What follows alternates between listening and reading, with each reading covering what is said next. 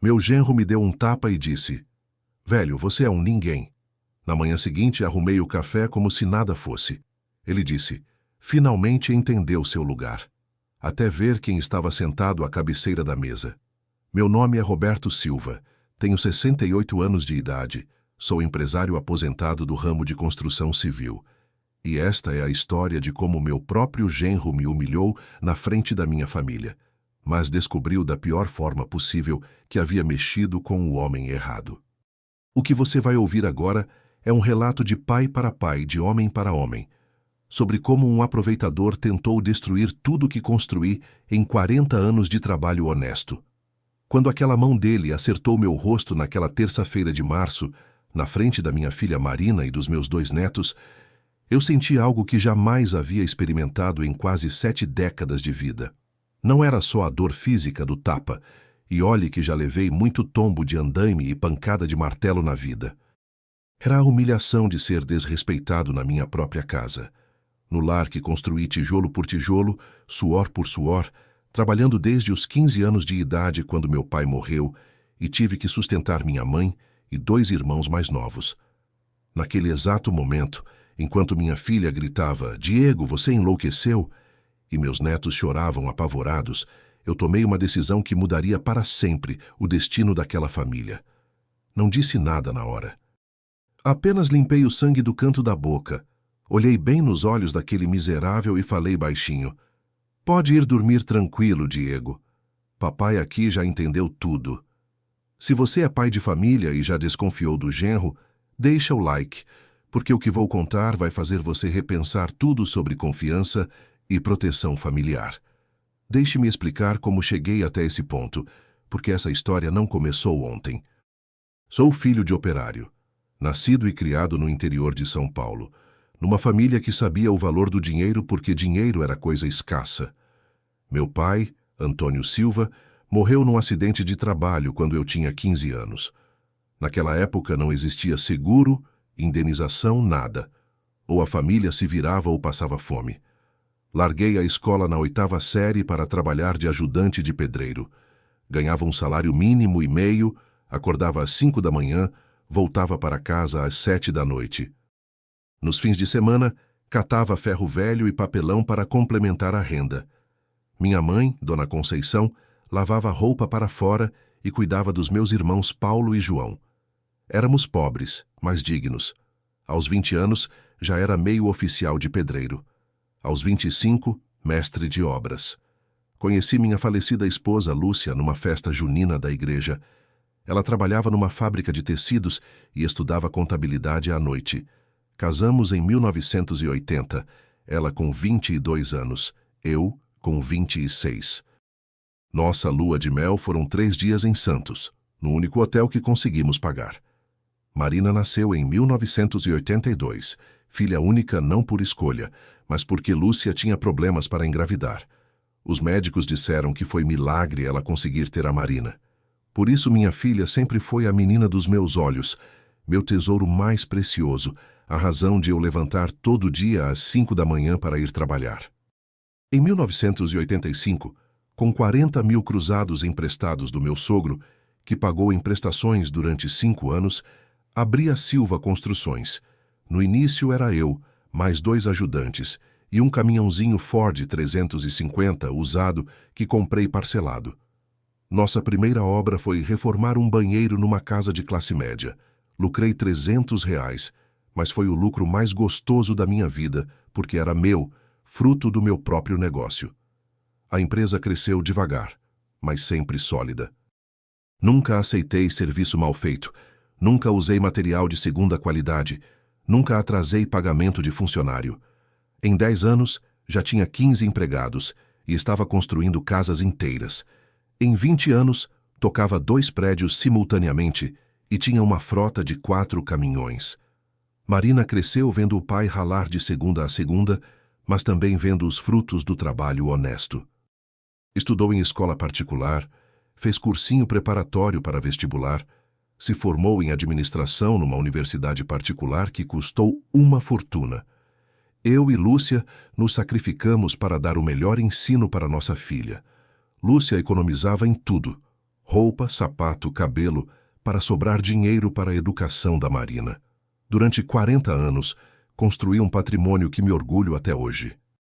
A Silva Construções se tornou referência na cidade, com mais de 200 obras entregues e 0 processos judiciais. Comprei 3 casas para alugar, um apartamento no centro para investimento e construí a casa onde moramos no bairro São José. 4 quartos, 3 banheiros, quintal com piscina, garagem para 4 carros, uma casa que é meu castelo. Quando Lúcia morreu de câncer em 2016, pensei que minha vida tinha acabado. Foram 36 anos de casamento. Uma parceria perfeita onde ela cuidava da contabilidade da empresa e eu tocava as obras. Marina já estava com 34 anos, formada, trabalhando comigo na empresa, mas eu me senti completamente perdido sem minha companheira. Foi quando Diego entrou na nossa vida.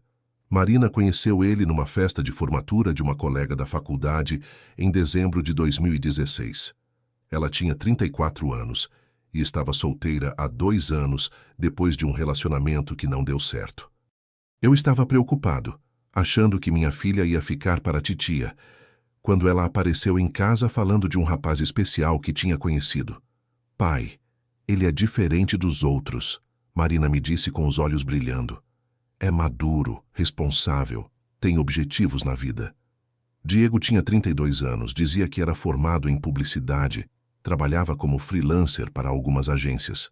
Falava bem, se vestia de forma elegante, dirigia um Civic prata que parecia novo. Na primeira vez que trouxe ele em casa para apresentar, confesso que fiquei impressionado. O rapaz tinha postura, cumprimentou com firmeza, olhava nos olhos quando falava, chamava-me de Seu Roberto, com respeito. Trouxe flores para Marina e uma garrafa de uísque para mim. Seu Roberto, ouvi falar muito do senhor. Marina me contou que é um dos empresários mais respeitados da cidade. Elogios sempre funcionaram comigo, principalmente quando parecem sinceros. Diego parecia genuinamente interessado em conhecer nossa família. Fez perguntas sobre a empresa, sobre minha trajetória, sobre os desafios do ramo da construção civil. Seu Roberto, deve ser muito gratificante construir algo do zero e ver crescer ao longo dos anos. No começo achei que tinha ganhado o filho que nunca tive.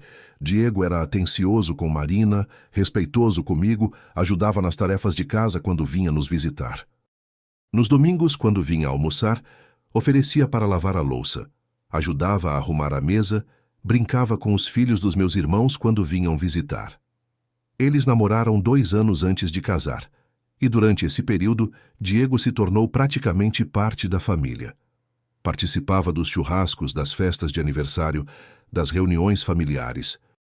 Meus irmãos gostavam dele. Minhas cunhadas diziam que Marina tinha dado sorte. Minha mãe, que na época tinha 82 anos, dizia que Diego era um rapaz de família. Confiei nele como confiaria em um filho verdadeiro. Inclusive, foi ideia minha que ele viesse trabalhar na Silva Construções depois que se casaram.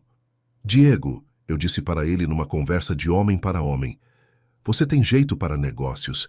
Já pensou em sair dessa vida de freelancer e ter uma carreira sólida? Posso te ensinar tudo sobre construção civil, desde a base até a gestão. Os olhos dele brilharam de uma forma que na época interpretei como gratidão e entusiasmo.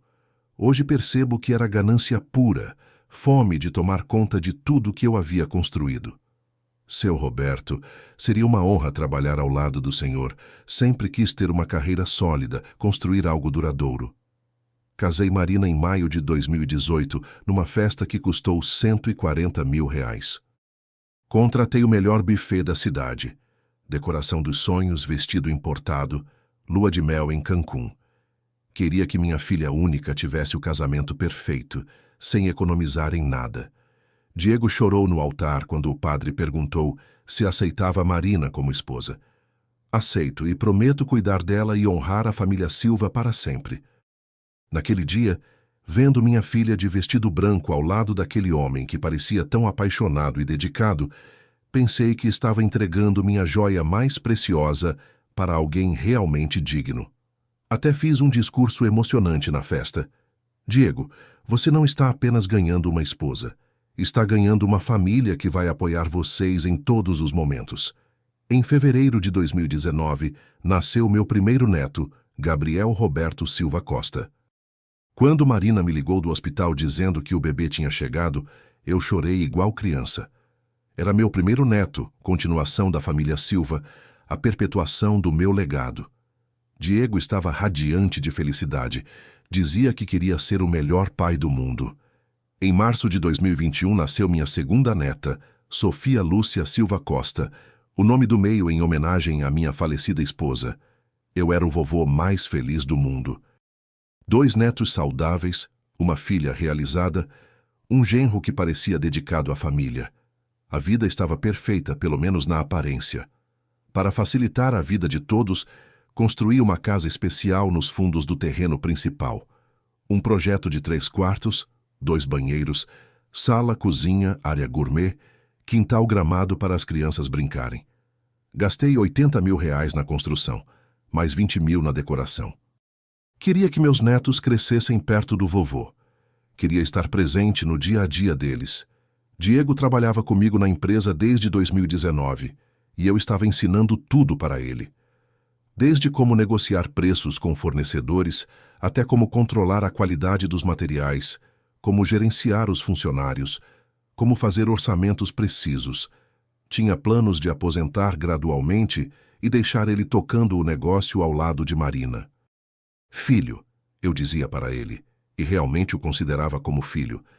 Um dia tudo isso vai ser de vocês, a empresa, as casas, todos os investimentos. Trabalhei a vida toda para deixar um legado sólido para minha família. Diego sempre respondia: Pai Roberto, vou honrar tudo que o senhor construiu, pode confiar em mim. Como pai e avô, eu me sentia completo. Tinha uma filha feliz no casamento, 2 netos saudáveis e inteligentes, um genro que parecia ser tudo que uma família poderia desejar, e um negócio próspero para deixar de herança. Diego me chamava de Pai Roberto, em todas as situações. Dizia que eu era o homem mais sábio e trabalhador que conhecia. Que bobagem a minha acreditar naquelas palavras melosas. O que fiz depois daquele tapa, minha filha nunca imaginou que seu pai era capaz. 40 anos construindo uma reputação íntegra no ramo da construção civil não me ensinaram apenas sobre fundação, estrutura e acabamento. Me ensinaram sobre caráter humano, sobre como ler as pessoas, sobre estratégia e paciência, e principalmente sobre como fazer justiça quando alguém mexe com sua família. Durante 4 décadas lidando com todo tipo de gente, clientes honestos, fornecedores trapaceiros, funcionários leais, empreiteiros safados, fiscais corruptos, concorrentes desleais. Aprendi que na vida você tem 2 opções: ou é respeitado ou é passado para trás. Não existe meio termo. E depois daquele tapa na cara, dentro da minha própria casa, na frente dos meus netos, eu decidi que ia mostrar para Diego Silva Costa quem realmente era o patriarca daquela família. Mas antes de contar como me vinguei daquele desgraçado e recuperei tudo que ele havia roubado, preciso explicar em detalhes como cheguei ao ponto de ser agredido fisicamente por um homem que eu tratava como filho. Porque a exploração não começou com violência, senhores pais de família. Começou com pequenos favores, empréstimos temporários, muito jeitinho e muita, mas muita manipulação psicológica.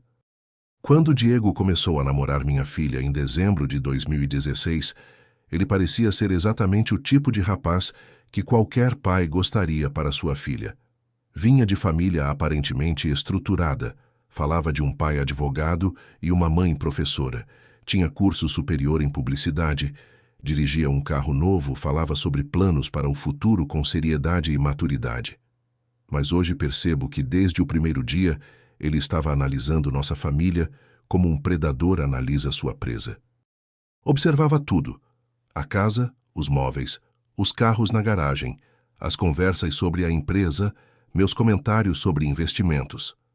Durante os primeiros meses de namoro, Diego fazia perguntas sutis, mas muito específicas. Seu Roberto, o ramo da construção civil está aquecido na região? Ou quantas obras a Silva Construções toca simultaneamente? Eu achava que era interesse genuíno de alguém que queria conhecer a família da namorada. Os primeiros favores começaram ainda durante os primeiros 6 meses de namoro, sempre com aquela lábia refinada que me conquistou desde o início. Seu Roberto, ele dizia com aquele sorriso que eu achava sincero, estou numa situação complicada esse mês. O carro deu problema na injeção eletrônica e o mecânico está cobrando 2.300 para consertar. O senhor poderia me emprestar? Pago na semana que vem quando receber de um freelance.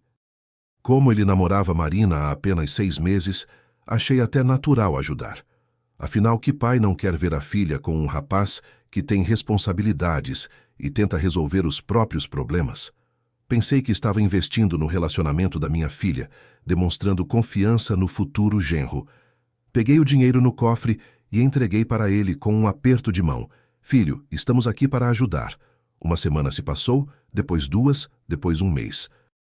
Quando perguntei discretamente sobre o dinheiro, ele respondeu com naturalidade. Pai Roberto, surgiu uma oportunidade de um projeto grande que vai render bem mais. Deixa eu quitar com o senhor no mês que vem, com juros de agradecimento. Marina sempre pedia para eu ter paciência. Pai, o Diego está se organizando financeiramente, trabalhando muito para estabilizar a situação dele. Como negar alguma coisa para minha filha única, principalmente quando ela estava visivelmente feliz e apaixonada? 2 meses depois, foi a história da moto. Diego disse que precisava comprar uma moto para fazer entregas de material publicitário, que era parte essencial do trabalho dele como freelancer.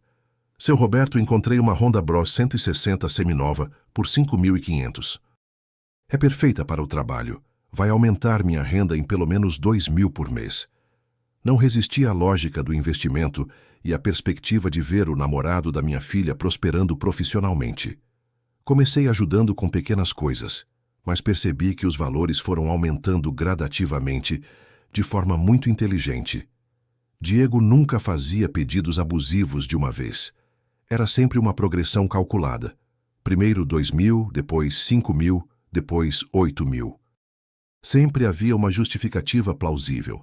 Sempre havia uma emergência que um rapaz trabalhador não conseguiria resolver sozinho. O ar-condicionado do apartamento dele quebrou no pico do verão de 2017, R$ 3.500 para comprar e instalar um split novo. A geladeira pifou bem na semana que Marina ia passar uns dias na casa dele, R$ 2.800. O notebook dele foi roubado, com todos os arquivos de trabalho. R$ 4.000 para um modelo que pudesse rodar os programas de design. Sempre emergências que pareciam legítimas, sempre valores que não eram absurdos individualmente, mas que somados começavam a representar uma quantia significativa. Emprestei exatos 31.400 houses nos primeiros 18 meses de namoro. Fiz questão de anotar cada centavo numa caderneta específica, porque 40 anos lidando com fornecedores me ensinaram que dinheiro emprestado sem controle é dinheiro perdido. Toda vez que entregava o valor, Diego assinava um papel simples, confirmando a dívida e prometendo o pagamento. É só para organizarmos melhor as finanças, eu explicava. Ele aceitava de boa vontade. Dizia que era mesmo importante manter tudo registrado para evitar mal-entendidos. A mãe dele ficou doente no final de 2017, R$ 3.000 para custear exames particulares. O pai dele teve problemas no escritório de advocacia, R$ 5.000 para quitar umas contas urgentes e evitar protesto. Diego sempre falava dessas situações familiares, com lágrimas nos olhos, demonstrando uma preocupação filial que me comovia profundamente. Durante o ano de 2018, os pedidos ficaram mais sofisticados. Não eram mais emergências pontuais, mas oportunidades de investimento, que ele apresentava com planilhas, gráficos e projeções. Pai Roberto, um cliente meu ofereceu uma sociedade numa agência de marketing digital. Preciso de 15.000 para entrar como sócio minoritário, mas a projeção é recuperar o investimento em 8 meses. Investi os 15.000 na tal sociedade que, segundo Diego, estava bombando no mercado digital. Ele me mostrava relatórios mensais de faturamento, falava de clientes famosos, me enviava fotos das reuniões no escritório da agência. Tudo parecia profissional e promissor. Apenas descobri depois que a agência nunca existiu. Os relatórios eram falsos e as fotos eram de escritórios alugados por hora. Quando eles se casaram em maio de 2018, Diego fez questão de me agradecer publicamente durante o discurso da festa. Pai Roberto, o senhor foi como um pai para mim. Apoiou meus projetos, acreditou no meu potencial, me deu o bem mais precioso que um homem pode dar, sua filha. Chorou de verdade, ou fingiu muito bem, e prometeu na frente de 200 convidados que ia trabalhar dobrado para quitar todas as dívidas e cuidar bem da família Silva. Naquela festa de casamento, diante de toda a minha família estendida, amigos e parceiros de negócios, Diego parecia mesmo o genro perfeito, elegante, emocionado, respeitoso, agradecido. Diversos convidados me parabenizaram pela sorte da Marina ter encontrado um homem tão dedicado. Depois do casamento, percebi que a dinâmica mudou completamente. Diego não falava mais em empréstimos ou favores, mas em investimentos familiares e parcerias de negócio. A abordagem ficou mais sofisticada, mais empresarial, mais difícil de recusar. Ele sempre usava minha filha como intermediária para chegar até mim com as propostas maiores. Marina vinha conversar comigo no escritório. Pai, o Diego teve uma ideia de negócio interessante. Que tal investir numa loja de roupas online? Ele pesquisou o mercado e diz que e-commerce está em alta. Como recusar um pedido da minha filha única, principalmente quando ela falava com tanto entusiasmo sobre os projetos do marido? Investi R$25 mil na loja de roupas online que ia revolucionar a moda feminina na região. Diego me mostrou o plano de negócio, a pesquisa de mercado, até um protótipo do site. Falava de parcerias com fornecedores, estratégias de marketing digital, projeções de faturamento. Parecia tão profissional que até pensei em sugerir expandir o investimento. A loja funcionou 4 meses. Diego sempre tinha justificativas para os problemas. O fornecedor principal deu calote. A plataforma de pagamento teve problemas técnicos. A concorrência fez guerra de preços. No final, disse que teve que fechar por fatores externos do mercado, mas que aprendeu muito com a experiência. 6 meses depois, foi a história do Food Truck Gourmet. Pai Roberto, Food Truck está na moda, está dando muito dinheiro. Já pesquisei ponto, fornecedores, cardápio. Com R$50 mil montamos um negócio que vai render 10 mil líquidos por mês. Marina estava empolgada. Pai, imagina que legal. Um food truck da família. Podemos até fazer eventos corporativos para a Silva Construções. O food truck funcionou exatos 5 meses. Diego disse que o ponto não era tão bom quanto parecia, que a prefeitura criou novas regulamentações, que a crise econômica afetou o movimento. Perdemos todo o investimento, mas Diego me garantiu que ia usar a experiência para empreendimentos futuros mais certeiros. Durante os 3 primeiros anos de casamento, calculei que investi R$127 mil nos diversos projetos empresariais do Diego, sempre com contratos assinados, sempre com promessas de retorno, sempre com Marina como intermediária emocional, sempre com justificativas plausíveis para os fracassos. Mas o pior não eram os investimentos que deram errado. O pior era perceber que Diego estava usando estratégias psicológicas cada vez mais sofisticadas para me manipular. Ele começou a questionar minhas decisões na Silva Construções de forma sutil, mas constante. Pai Roberto, essa obra não seria mais lucrativa se terceirizássemos a parte elétrica? Ou, não acha que está na hora de modernizar o sistema de gestão da empresa? Tenho uns contatos que trabalham com tecnologia empresarial. Minha experiência de 40 anos no ramo me dizia que havia algo estranho na insistência dele em modernizar tudo. Mas eu ignorei meu instinto porque queria acreditar que ele estava genuinamente interessado em ajudar a empresa a crescer. Diego começou a usar meus netos como ferramenta de manipulação emocional desde que Gabriel completou 2 anos. Vovô Roberto. O menino falava com as palavrinhas dele depois que Diego o instruía.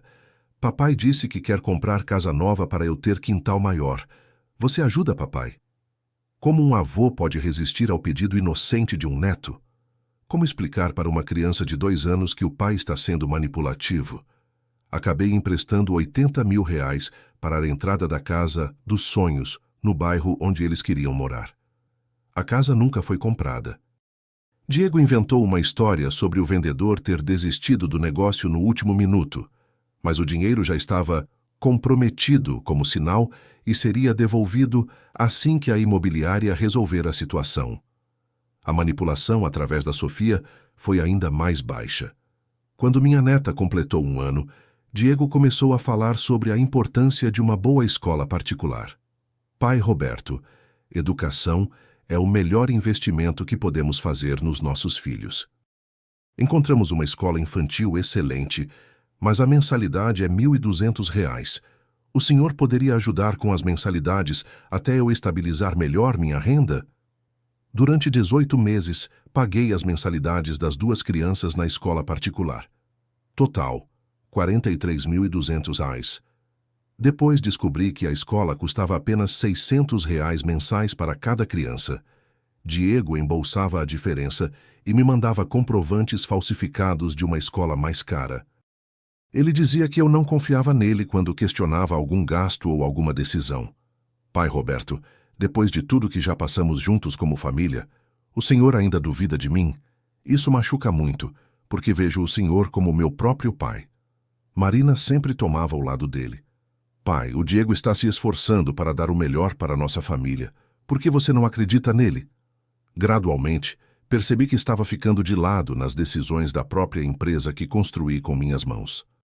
Diego sugeria mudanças e dizia que eu estava antiquado, que não entendia as tendências do mercado atual, que era importante dar espaço para a nova geração assumir responsabilidades. O pior é que ele havia conquistado alguns funcionários-chave da empresa com promessas de aumento salarial quando assumisse a gestão completa. Meu próprio contador, Francisco, começou a me tratar de forma diferente, como se eu fosse um empecilho para os planos de modernização que Diego vinha propondo. O isolamento foi acontecendo aos poucos, de forma tão sutil que só percebi quando já estava quase consumado. Diego marcava reuniões com fornecedores importantes e esquecia de me avisar. Recebia clientes potenciais quando eu não estava no escritório e tomava decisões sobre orçamentos sem me consultar. Pai Roberto, não queria incomodar sua aposentadoria. O senhor merece descansar um pouco. Minha própria filha começou a falar que eu deveria relaxar mais e delegar as responsabilidades para quem tem mais energia.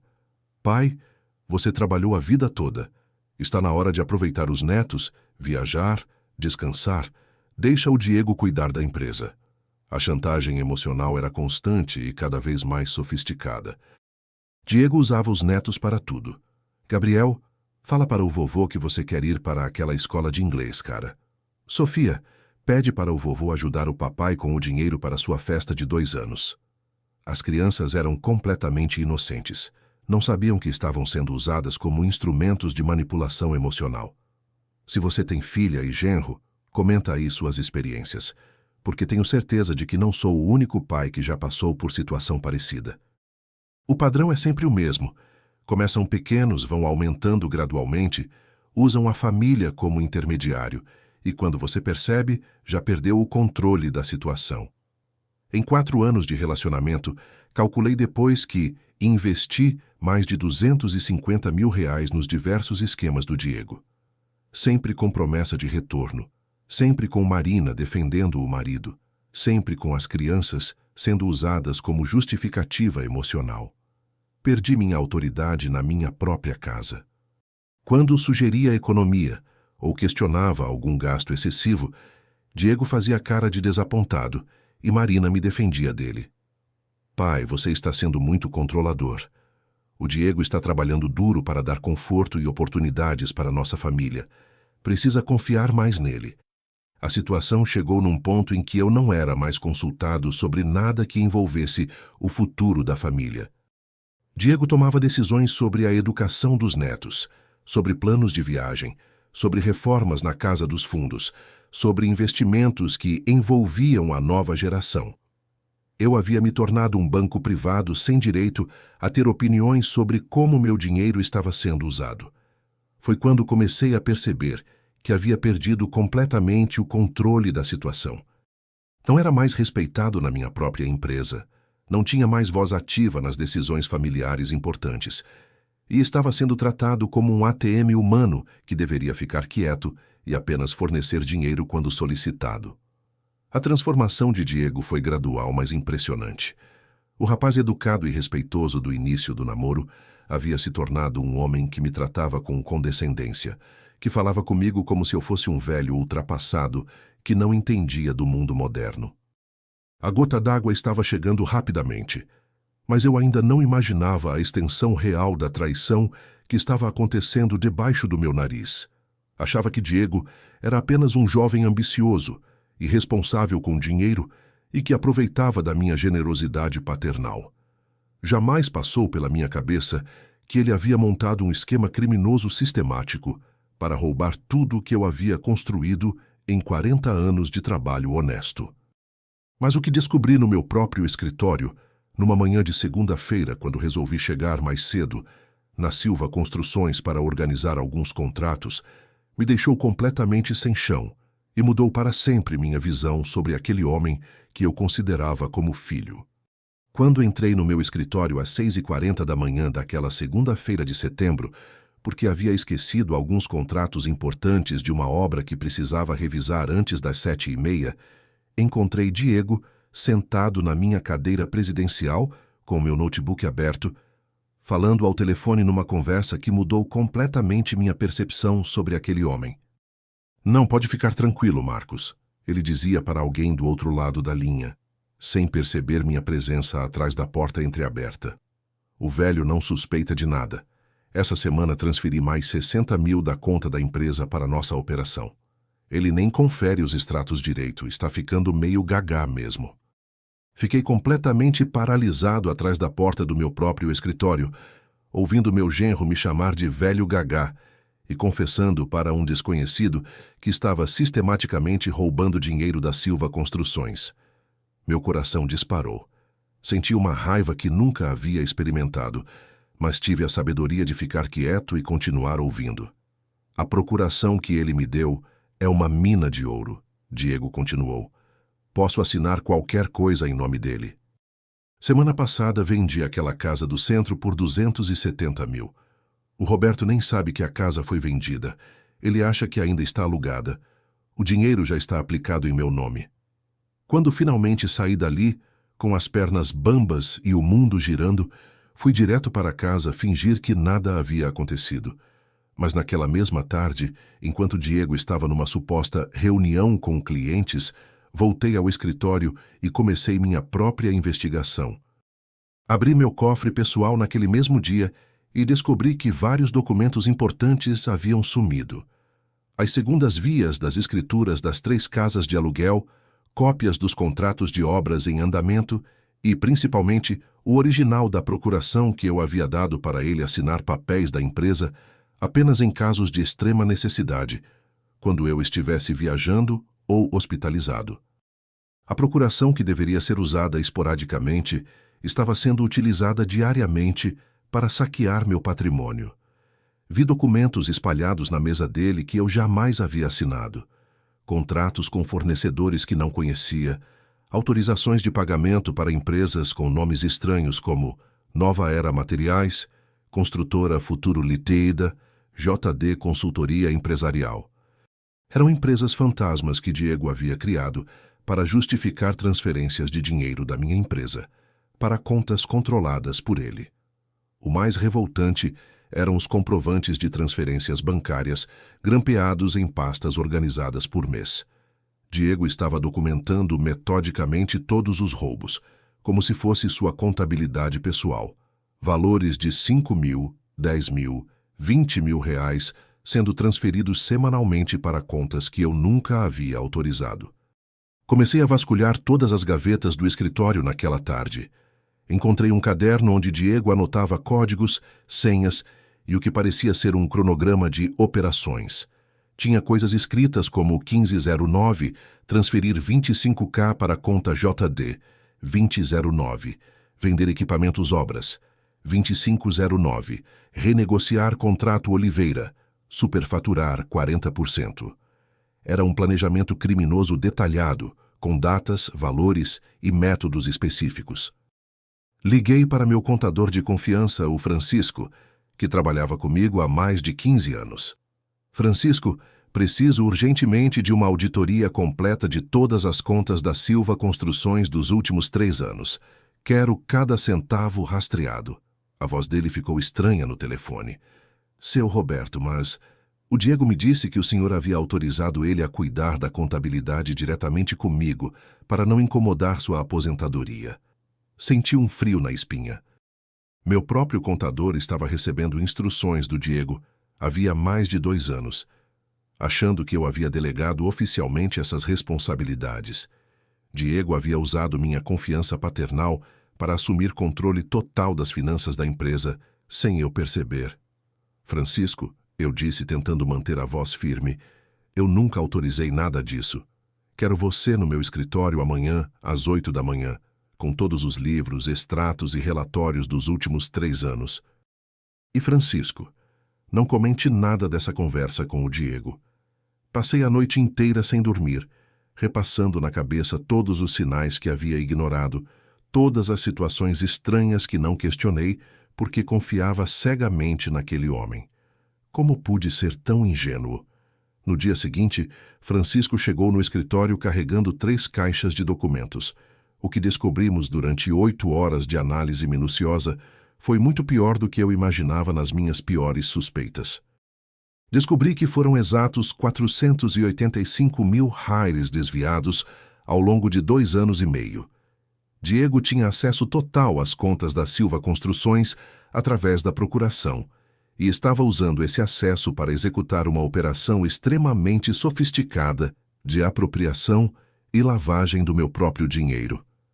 A casa do centro da cidade, que eu achava que ainda estava alugada por 3.500 mensais, havia sido vendida por 270 mil reais em abril. O comprador era um investidor chamado Marcos Silva Costa, primo do Diego, que havia assumido o sobrenome da nossa família. O dinheiro da venda desapareceu em investimentos em empresas fantasmas controladas pelo próprio Diego. Ele falsificou minha assinatura em pelo menos 22 documentos diferentes ao longo dos últimos 2 anos. Criou contratos fictícios com empresas de fachada que ele mesmo controlava através de laranjas.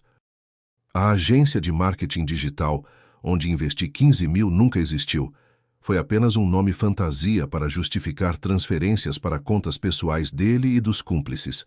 O food truck que quebrou depois de 5 meses, na verdade, nunca foi comprado.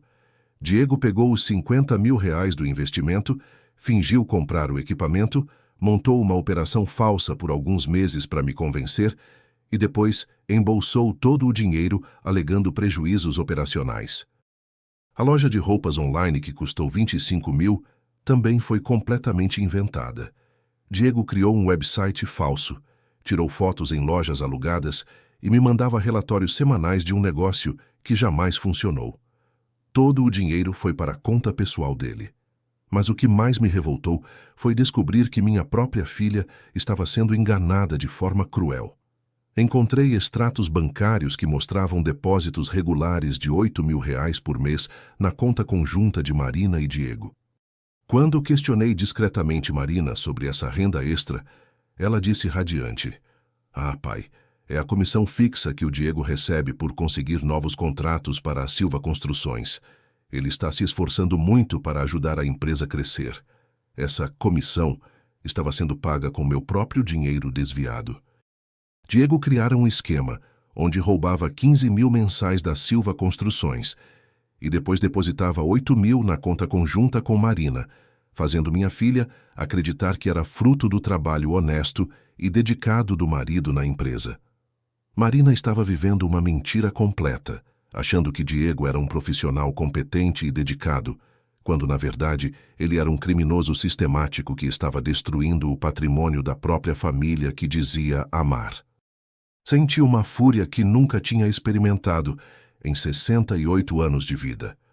Pensei nas madrugadas que passei acordado fazendo orçamentos, nos fins de semana que sacrifiquei para supervisionar obras, nos anos que deixei de viajar e me divertir para investir cada centavo no crescimento da empresa. Pensei no meu pai que morreu trabalhando, na minha mãe que lavou roupa a vida toda, nos sacrifícios de uma família inteira para construir o legado que aquele miserável estava sistematicamente destruindo. A investigação revelou uma rede criminosa muito mais ampla do que eu imaginava. Diego havia usado minha procuração para abrir contas bancárias em nome da Silva Construções em 4 bancos diferentes. Essas contas paralelas recebiam transferências legais da conta principal e depois o dinheiro era distribuído para diversas pessoas físicas e empresas fantasmas. Descobri que o irmão do Diego, Carlos Silva Costa, havia aberto uma empresa de materiais de construção chamada Nova Era Materiais, que fornecia materiais para obras da Silva Construções. Só que os materiais nunca eram entregues. Era apenas uma forma de justificar transferências de 15 a 20 mil reais mensais para a família criminosa.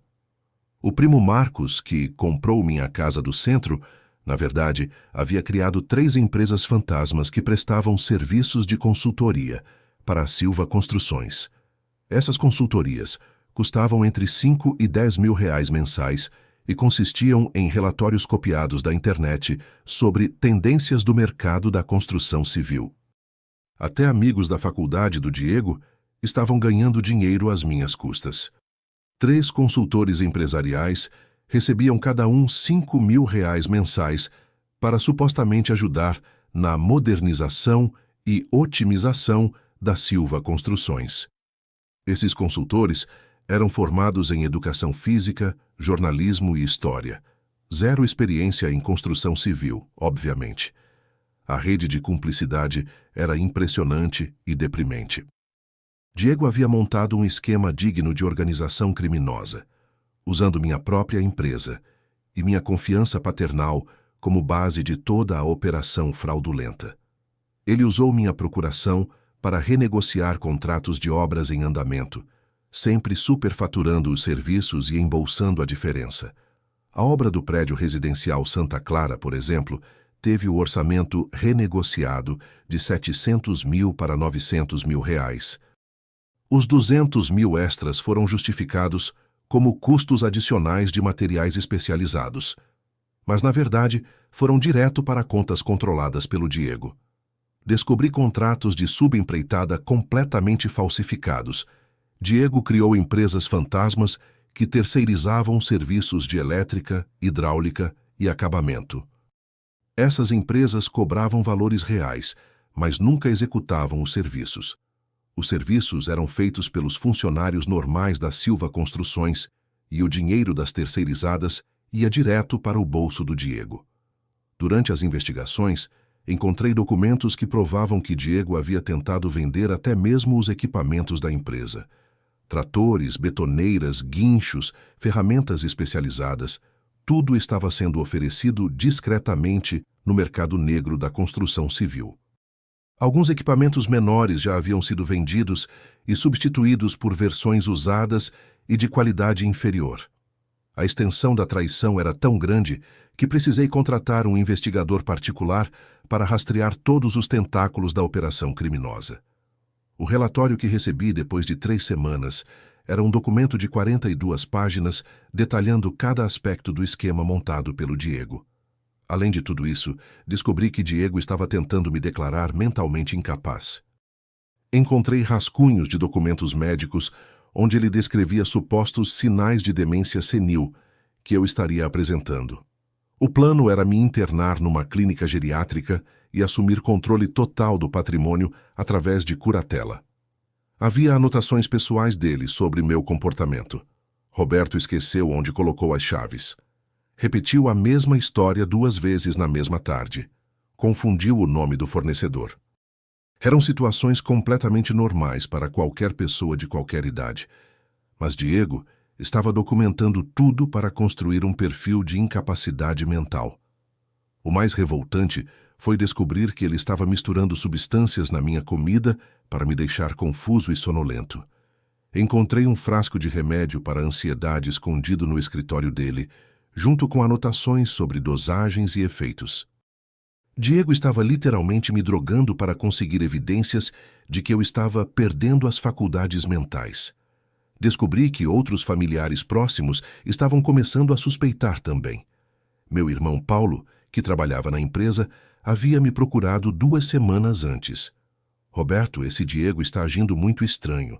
Ele queima documentos no quintal durante a madrugada, recebe visitas suspeitas e outro dia ouvi ele falando sobre acelerar o processo numa conversa telefônica. Vizinhos me contaram, depois que comecei a investigar, sobre movimentação estranha na casa do Diego durante horários incomuns.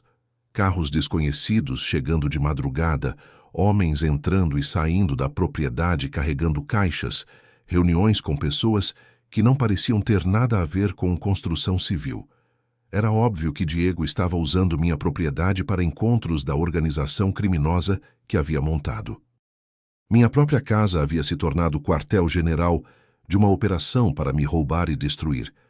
A situação havia chegado num nível de degradação moral que jamais imaginei possível dentro da minha própria família. Deixa o like se você ficou revoltado igual eu fiquei quando descobri a extensão completa dessa traição monstruosa. Ali mesmo, sentado no meu escritório com aqueles 200 e tantos documentos espalhados na mesa, computando um total de quase R$500 mil roubados, percebendo que havia sido sistematicamente drogado e humilhado, decidi que ia acabar com aquele desgraçado de uma forma que ele jamais esqueceria.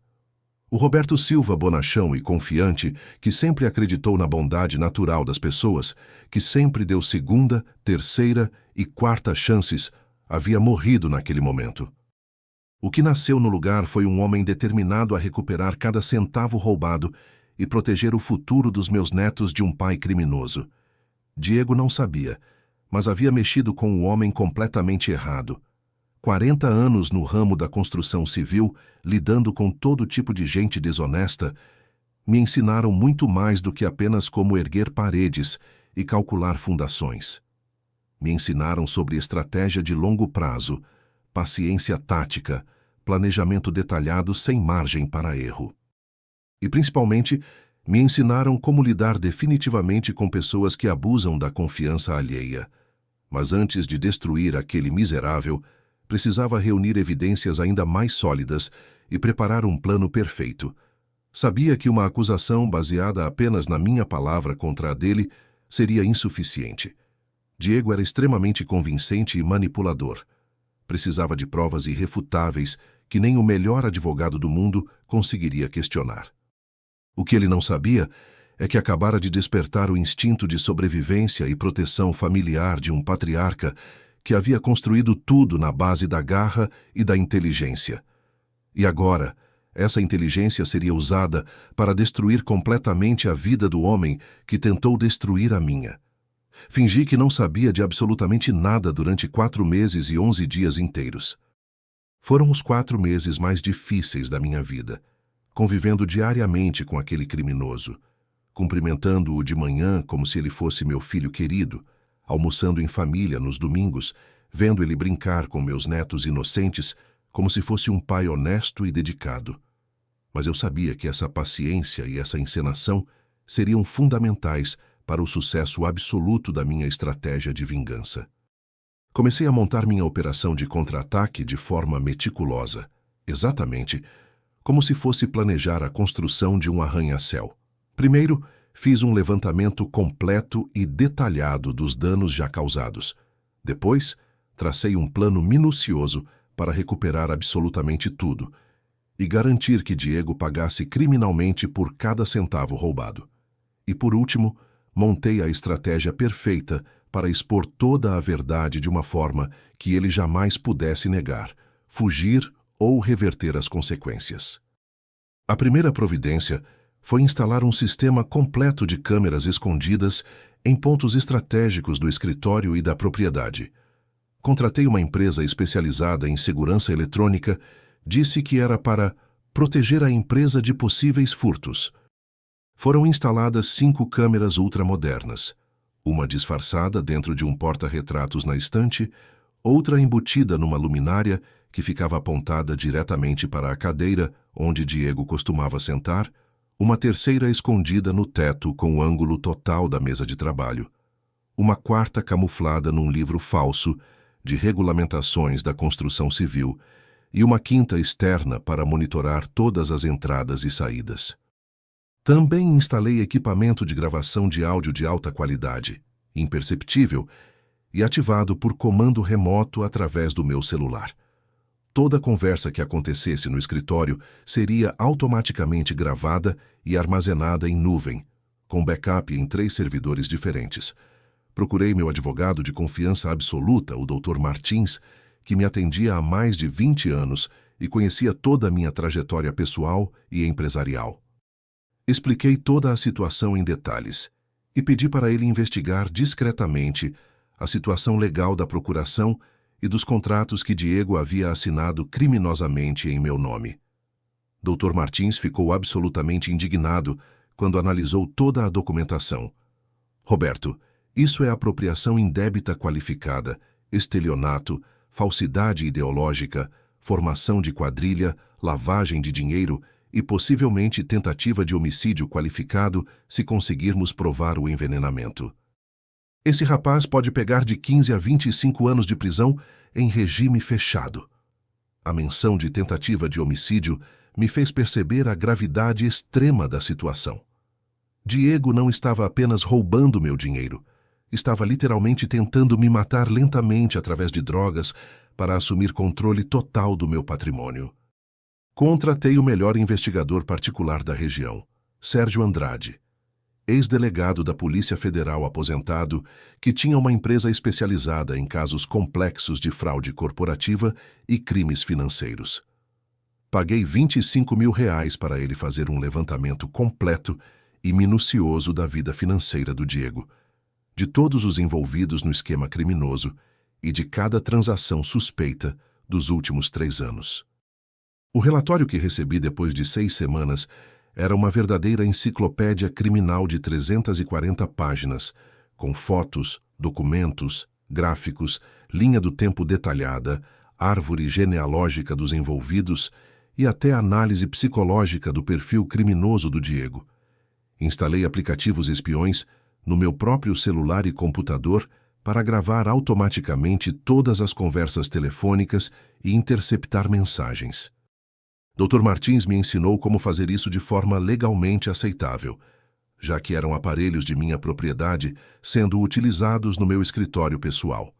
Em 2 semanas, consegui mais de 30 horas de áudio, onde Diego confessava todos os crimes, zombava da minha burrice, planejava novos golpes e ainda orientava os cúmplices sobre como aperfeiçoar a operação criminosa. As gravações eram tão incriminadoras que qualquer juiz do mundo condenaria ele apenas ouvindo os áudios. Deixei Diego se sentir cada vez mais seguro e confiante, fingindo estar progressivamente mais confuso e esquecido. Quando ele sugeria alguma mudança radical na empresa, eu concordava submissamente dizendo: "Você é jovem, Diego, entende melhor dessas coisas modernas do que eu. Pode fazer como achar melhor, filho." Isso dava a ele liberdade total para continuar roubando e se incriminar ainda mais, mas agora sob minha observação e documentação completa. Criei situações específicas e muito bem planejadas para flagrá-lo cometendo crimes em tempo real. Deixei R$5 mil em dinheiro vivo no cofre e instalei uma câmera com sensor de movimento para registrar exatamente quando ele abrisse e pegasse o dinheiro. Óbvio que pegou. No 3º dia. Tenho o vídeo em alta resolução dele abrindo meu cofre, contando o dinheiro e embolsando 4 mil, deixando apenas 1.000 para não despertar suspeita imediata. Fingi que ia viajar para a capital por uma semana inteira para resolver questões de documentação de uma obra grande, mas voltei no 4º dia sem avisar ninguém. Cheguei na empresa às 5:30 da manhã e encontrei Diego reunido com 4 homens que eu nunca havia visto, dividindo documentos confidenciais da Silva Construções como se fossem sócios criminosos planejando o próximo golpe. Fotografei tudo de longe, gravei áudio da reunião inteira e descobri que eles estavam planejando falsificar mais contratos para roubar outros R$200 mil antes do final do ano. Diego estava se gabando de como conseguiu me enganar e dizia que em 6 meses teria dinheiro suficiente para desaparecer e começar vida nova longe daqui. Comecei a fazer perguntas indiretas e aparentemente inocentes para deixá-lo progressivamente mais nervoso. Diego, filho, você lembra do nome exato daquela empresa que forneceu material para a obra da Rua São João? Ele gaguejava, inventava nomes diferentes a cada pergunta, ficava vermelho de nervosismo, começava a suar. Ou então, filho, me explica de novo como funciona essa consultoria da JD Empresarial, que estamos pagando 8.000 por mês. Qual é exatamente o serviço que eles prestam? Perguntava sempre na frente de funcionários, clientes, fornecedores, para aumentar a pressão psicológica. Joguei um jogo psicológico de mestre com aquele moleque. Fazia perguntas que só alguém que sabia da verdade completa faria, mas sempre de forma que ele não tivesse certeza absoluta se eu estava desconfiando ou apenas sendo um velho curioso e detalhista. Diego, por que o Francisco não me manda mais os relatórios mensais da contabilidade como sempre fez? Mudou alguma coisa na rotina? Ou, filho, você conhece pessoalmente o dono da Nova Era Materiais? Gostaria de conhecê-lo, já que estamos comprando bastante material deles. Estava literalmente torturando psicologicamente aquele criminoso, fazendo ele viver na paranoia constante de ser descoberto a qualquer momento. A parte mais difícil da minha estratégia foi tentar proteger minha filha do trauma emocional que estava por vir, sem revelar diretamente o que estava descobrindo. Comecei a conversar mais frequentemente com Marina sobre responsabilidade financeira familiar, planejamento de longo prazo e importância de a esposa conhecer detalhadamente as finanças domésticas. Filha, você tem acompanhado de perto as contas da sua casa? É muito importante a esposa saber exatamente de onde vem o dinheiro da família e como está sendo usado. Marina sempre respondia inocentemente: Pai, o Diego cuida de tudo isso. Ele é muito organizado e responsável com dinheiro. Tentava abrir os olhos dela gradualmente, sem causar desconfiança imediata. Marina, minha filha, por que você não pede para o Diego te ensinar sobre os investimentos e negócios dele? Uma esposa inteligente deve entender de onde vem a prosperidade da família. Alguns familiares próximos começaram a perceber que algo estava muito estranho no comportamento do Diego. Meu irmão Paulo, que trabalhava comigo na empresa há 12 anos e conhecia todas as rotinas, veio falar comigo numa tarde. Roberto, esse Diego está agindo de forma muito estranha ultimamente. Ele anda nervoso o tempo todo, não olha direito nos nossos olhos quando conversa. E ontem à noite vi ele queimando uma pilha de papéis no quintal dos fundos. Paulo se tornou meu aliado discreto na investigação. Começou a observar e anotar todos os comportamentos suspeitos do Diego, documentar horários de chegada e saída, registrar conversas telefônicas estranhas. Meu irmão havia entendido que estávamos lidando com uma situação muito grave. Minha cunhada Aparecida, esposa do Paulo, também notou mudanças radicais no comportamento da Marina. Roberto, a Marina anda diferente. Está gastando muito mais dinheiro, comprando roupas caras, falando sobre viagens internacionais.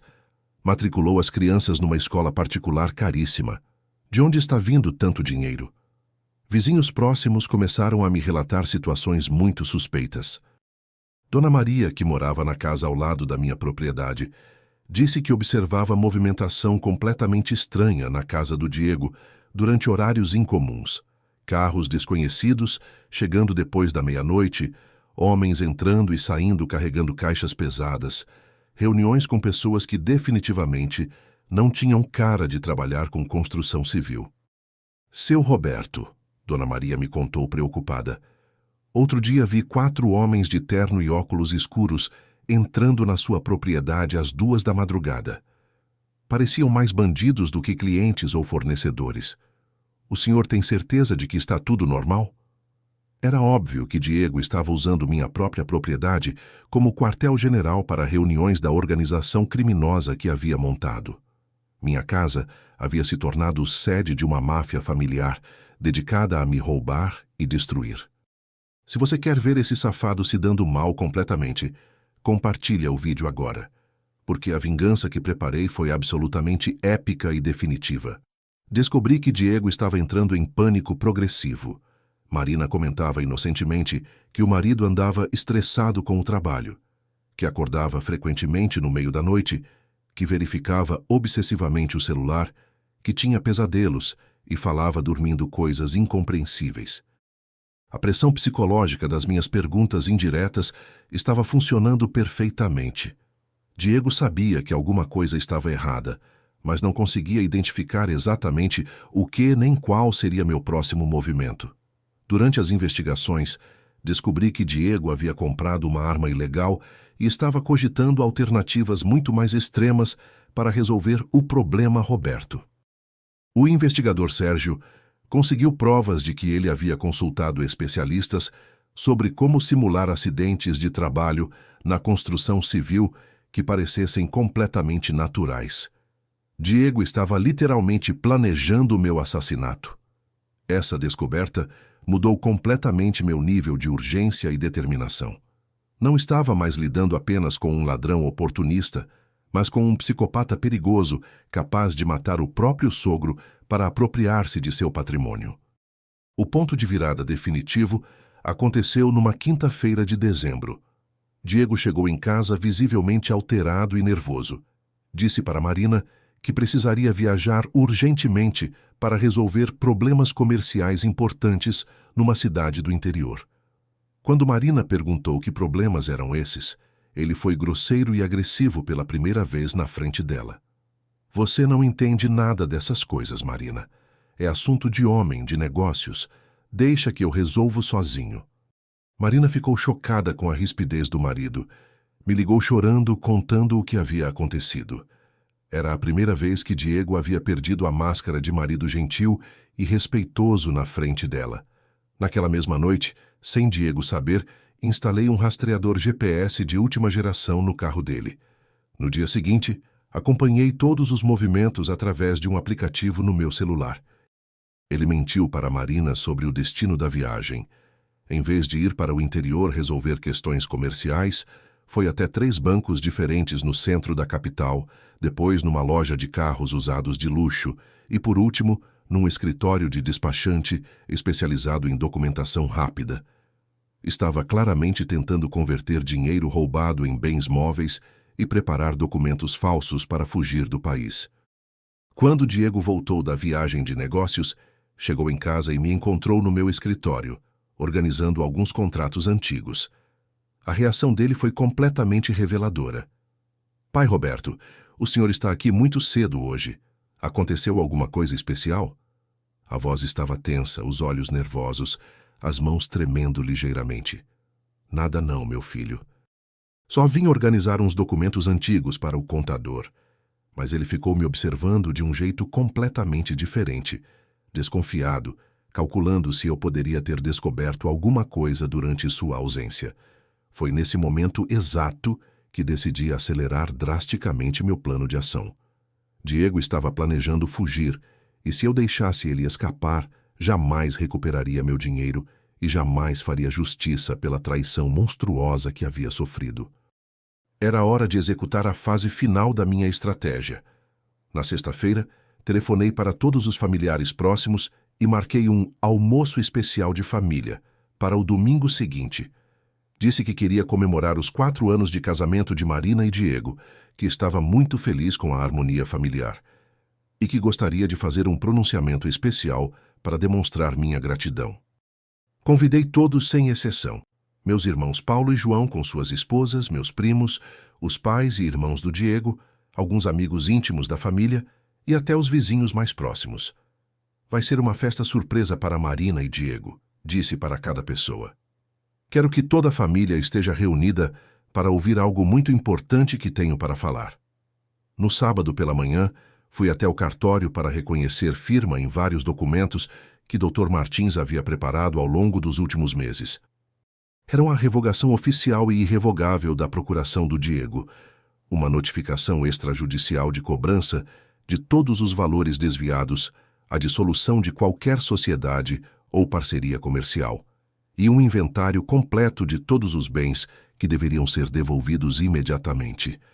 Também fui à Delegacia de Crimes contra o Patrimônio para protocolizar formalmente uma denúncia criminal detalhada com todas as provas que havia coletado ao longo de 4 meses de investigação. O delegado ficou impressionado com a qualidade e quantidade das evidências. Senhor Roberto, em 20 anos de carreira nunca vi um caso tão bem documentado. Esse rapaz não tem nenhuma chance de escapar da condenação. Domingo de manhã, enquanto Marina preparava uma feijoada especial e Diego brincava despreocupadamente com as crianças no quintal, imaginando que estava participando de uma festa em sua homenagem, fui até meu cofre pessoal e retirei 2 pastas gigantescas contendo todas as evidências que havia coletado. 340 páginas do relatório do investigador, 200 fotos comprometedoras, 67 documentos falsificados. Quando todos chegaram para o almoço, a casa estava completamente lotada. Meus familiares, os familiares do Diego, vizinhos, amigos próximos. O clima era festivo e descontraído, todo mundo pensando que era uma comemoração de aniversário de casamento. Diego estava especialmente animado, contando piadas, sendo o genro perfeito que sempre representou em público. Marina estava radiante, agradecendo a todos pela presença, dizendo que estava muito emocionada com a surpresa que o pai havia preparado. Foi então que chegou a hora do acerto final de contas. Chamei toda a família para a sala depois do almoço e disse: Pessoal, reuni vocês aqui hoje porque preciso dividir algumas verdades sobre o Diego, que vai chocar todos nós. Coloquei a pasta com todas as provas na mesa de centro, bem na frente de onde Diego estava sentado no sofá ao lado de Marina. A cara dele quando viu aquela pasta foi impagável. O rosto ficou branco como papel, as mãos começaram a tremer e ele gaguejou: Pai Roberto, que pasta é essa? Do que o senhor está falando? Mas os olhos dele já sabiam exatamente do que eu estava falando. Era o olhar de quem foi pego com a mão na massa. Diego, eu disse com a voz mais firme que consegui, esta pasta contém provas de que você roubou 320 mil reais da minha empresa ao longo dos últimos 2 anos. E não só isso. Você montou uma organização criminosa envolvendo seus familiares e amigos para saquear sistematicamente tudo que construí em 40 anos de trabalho. Mostrei cada documento metodicamente. Os contratos falsificados com a assinatura dele imitando a minha. Os extratos bancários das empresas fantasmas. As fotos das reuniões criminosas que ele fazia na minha própria propriedade. O relatório do investigador particular detalhando toda a operação. As transcrições das gravações telefônicas onde ele me chamava de velho burro e zombava da facilidade de me roubar. Marina ficou em estado de choque absoluto. Diego, isso é verdade? Ela perguntou com a voz quebrada. Me diz que meu pai está mentindo. Mas Diego nem conseguia olhar para ela. Tentou negar no início. Roberto, isso é mal entendido. Posso explicar tudo. Mas quando comecei a tocar as gravações onde ele confessava todos os crimes, ele desmoronou completamente. Toquei a gravação mais humilhante para todos ouvirem. Era uma conversa de 3 semanas atrás entre Diego e o primo dele. O velhote não suspeita de nada. Ainda ontem ele me emprestou 5 mil para comprar material de obra. O material nunca foi comprado, óbvio. Esse dinheiro já virou investimento na minha conta pessoal. Marina fica do meu lado sempre. Ela acha que o pai dela não entende de negócios modernos. Os pais do Diego estavam com vergonha de estar ali. A mãe dele começou a chorar. O pai levantou e disse: Roberto, eu não sabia de nada. Se eu soubesse que meu filho estava fazendo isso... Mas eu interrompi. Seu filho não agiu sozinho. O irmão dele, o primo, 2 amigos da faculdade, todos estavam recebendo dinheiro da minha empresa para serviços que nunca prestaram. Meus irmãos estavam revoltados. Paulo, que sempre desconfiou do Diego, bateu o punho na mesa. Eu sabia. Sabia que esse moleque não prestava. Minha cunhada estava indignada. Roberto, como você aguentou essa humilhação por tanto tempo sem falar nada? Eu respondi. Porque precisava de provas irrefutáveis. Acusação sem prova não vale nada. A reação da filha foi a mais dolorosa de todas. Marina olhava para mim, depois para Diego, depois para as crianças, sem saber o que fazer. Pai, Por que você não me contou antes? Ela perguntou chorando. Filha, eu expliquei, porque você sempre defendia ele.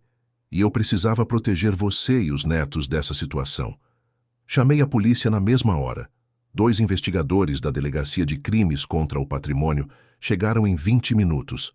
Mostrei todas as provas, entreguei cópia de tudo que tinha coletado e formalizei a denúncia na frente de toda a família. Diego foi detido por apropriação indébita qualificada, falsidade ideológica, formação de quadrilha e lavagem de dinheiro. Ele foi algemado dentro da minha casa, na frente dos meus netos, dos pais dele, de toda a família. Ainda tentou me ameaçar na saída. Roberto, você vai se arrepender. Eu volto. Foi aí que respondi. Você volta quando? Em 10 anos, porque é o tempo mínimo que vai ficar preso. Consegui bloquear todas as contas bancárias dele através de uma liminar que Dr. Martins havia preparado.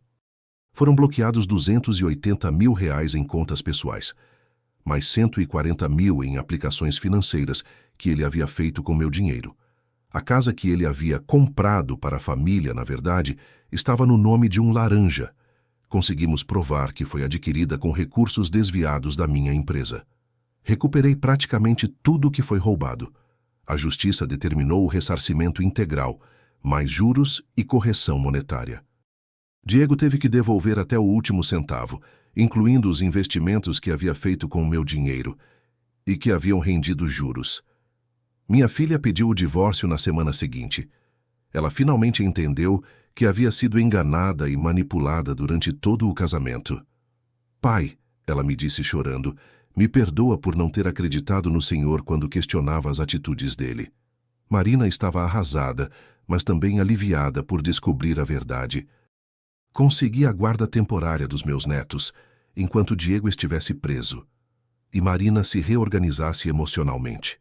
Gabriel e Sofia vieram morar comigo e com a mãe na casa principal.